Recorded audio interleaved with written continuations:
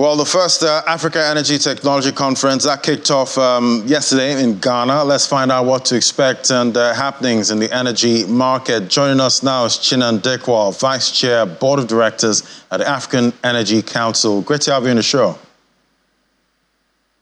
Adi, thanks for having me. It's a pleasure to be here. Fantastic. So this is the first edition. Talk to me about this gathering and what it portends for Africa's energy market. Fantastic question. So the African Energy Technology Conference has literally just kicked off here in Accra to massive fanfare. Industry captains, leaders of lots of verticals, ministers and heads of government, many of them here represented. And, discussions have been largely around the pan-African mindset, given everything that's happening across the oil markets today. What's the African position? How does Africa navigate lots of the turmoil that we're seeing? You just mentioned there around interest rates starting to become quite sticky. Much of the market was forecasting some sort of cuts, 4 or 5 cuts later this year. Given inflation is being sticky right now, no one is quite unsure about that. So lots of that has dominated. There've been lots of discussions around interest rates and economics, but also, production.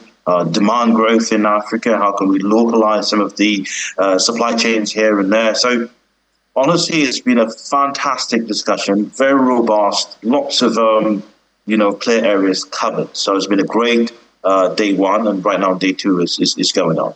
All right, and I'm sure there's a lot of talk about money and investment at this time, but talk to me about opportunities that you see in Africa's energy sector.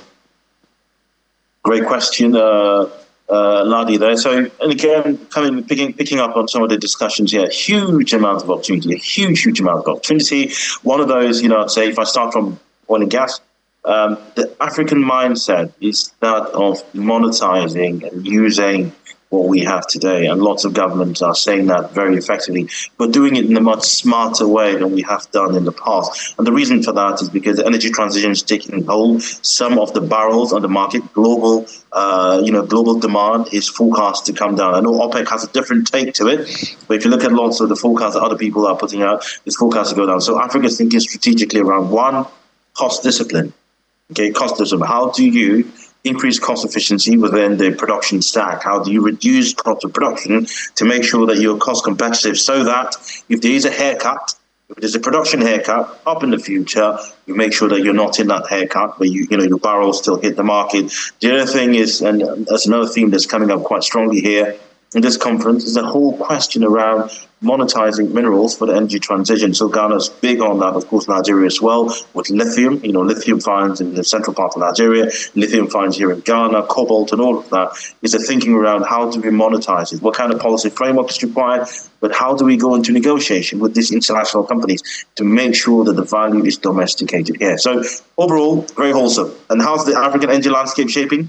I think, honestly, when I say this, Africans are thinking a lot differently to what I've seen the last couple of years, a lot more cleverly about it. Yeah, clever thinking. That's definitely good. But you did talk about barrels hitting the market. And a country like Nigeria this time, we're still battling with oil theft. At this time, recent report shows that oil production actually dropped. What would you say is the way forward for a country like Nigeria, trying to get the barrels out there, but also trying to secure, what's coming out of the ground? Yeah, Ladi, it's a very complex one, I've got to say. So first thing to say is, I remember vividly being on this show when oil production was about 900,000 barrels per day. This is a few quarters ago. So today we are talking 1.5, 1.6 million barrels a day. So it's a massive uptick, and I think there's a huge amount of credit that we need to give to the government for doing that. But you're 100% right. There's still, I think, from estimates, about 200 to 300 1,000 barrels per day of crude oil that's being stolen every day. Now, for context, that is higher. In fact, for context, that's probably the amount of oil production, higher than the oil production of Ghana. Ghana is about 170,000 barrels per day. It's almost double the production of Ghana that's just being stolen. in Nigeria. Okay, so when you think about that, it gives you context. The government, I know, have been doing quite a lot in that sphere, but it's a whole industry of theft. It's a thing that starts from the top to the bottom. And I say this with all sense of respect. We need to look at the whole architecture of the system, starting from production, the oil companies that are involved in that, all the way to security apparatus. Because I can tell you this, Ladi, and you know this so well, for a vessel to moor into your international space, an oil vessel is not something that you can miss. You see what I mean? We're talking a massive vessel that's probably the size of a 4 or 5 story building. It's not something that you can miss. So for something to come into international space like this, then I can tell you this, that a huge amount of networks would have to all agree at the same time for that to happen. So to your point, I think, again, government is trying, but maybe we need to look at overhauling the entire system. I just saw a new DG has been appointed for NIMASA. For NIMASA, which I think is a positive step. Hopefully he can bring a different kind of thinking there. But I think the Navy is another thing for us to think about. I think NNPC and all of the companies that work in tandem, we have to sit everyone around the table or maybe overhaul the whole system. If we really want to deal with this, I can tell you this, we need to overhaul the system. A country cannot survive when you have oil theft on an industrial scale, the scale of, like I said, 2 times Ghana's production. It's just not feasible. Yeah, that's quite a big one. But let's look at the industry now. What are you seeing going forward in 2024, looking at oil prices at this time? Do you see any shock or tailwind on the horizon? And what should Africa be doing right now, as a continent for energy security and independence, going forward?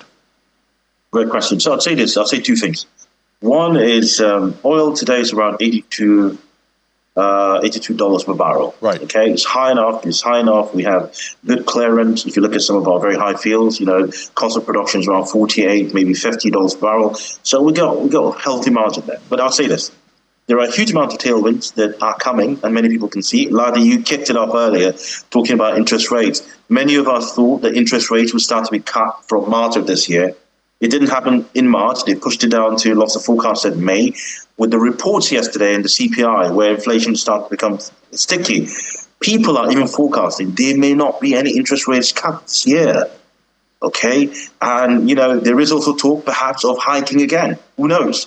So that's one. If interest rates go up or if interest rates stay high, there's a threat there to the global growth that's been forecast. So we may not see the same amount of growth we're forecasting for India and China, which is what would drive this global demand. And therefore, crude oil price might fall. And then the question then goes, for Nigeria that is wholly dependent on crude oil price, can we actually make sense of a $60 per barrel or $50 per barrel? That's the question we need to think about. The second thing, Ladi, I'd say is, look at the global economy today. There are talks of a global recession coming in. It's not me saying it. Many people are forecasting a recession, perhaps in Q2 or Q3 of this year, just given the market dynamics. I'll give you an example. Gold hit an all-time high last week. The stock market hit an all-time high last week, yes? So there's lots of liquidity in the system, and it does look like the economy is thriving. But if you look at the fundamentals of the economy, you'd realize that it does look like we will be slipping into recession. Germany's in recession. Parts of Europe are already in recession. Yes, not the US, but it's looking that way. So if a recession hits again, that means global oil demand will drop, i.e. if global oil demand drops, supply stays that way, price will drop. And again, another risk to the oil price and, to our budget, balancing our budget. So right. I would say we need to think very unconventionally around that. How can we reduce the cost of governance now? How can we reduce the cost of governance? I know ministries are being consolidated. You probably talk about, the issue that's dominating the market right now with, the budget and all of that and, having all of those. Yeah, the whole padding issue there. That people need to start to have. Right, definitely. And we've been dreading that R word since, I think, 2022. That's the big recession. Let's hope it doesn't, come upon us anytime soon. Thank you so much for coming on, Chinan Dikwal there. He's the Vice Chair, Board of Directors, African Energy Council. It's great having you. Pleasure. Thank you.